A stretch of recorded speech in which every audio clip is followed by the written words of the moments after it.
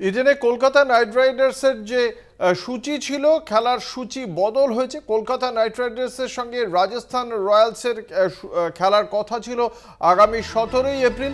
সেই সূচি বদল হয়েছে বলে জানতে পারা যাচ্ছে। বিশদে জানবো, আমাদের সঙ্গে রয়েছেন আমাদের প্রতিনিধি জয়জ্যোতি ঘোষ। জয়জ্যোতি, সেই সূচি বদল হয়ে কবে হতে চলেছে এই ম্যাচ? দেখো, এটা নিয়ে একটা জল্পনা চলছিল যে 17 এপ্রিলের ম্যাচ হয়তো সরিয়ে নেওয়া হতে পারে, ইডেন গার্ডেন্স থেকে অন্য কোনো ভেন্যুতে হতে পারে। তবে যেটা এখন এই মুহূর্তের আপডেট এবং যেটা অফিসিয়াল, সেটা হচ্ছে যে ইডেন গার্ডেন্সই হচ্ছে ম্যাচ এবং একদিন এগিয়ে নিয়ে আসা হচ্ছে ম্যাচ, অর্থাৎ 17ই এপ্রিল যেখানে কলকাতা নাইট রাইডার্স এবং রাজস্থান রয়্যালসের ম্যাচ ছিল, সেই ম্যাচটা একদিন এগিয়ে 16ই এপ্রিল কলকাতা নাইট রাইডার্স এবং রাজস্থান করা রয়্যালসের। হলো জয়জ্যোতি?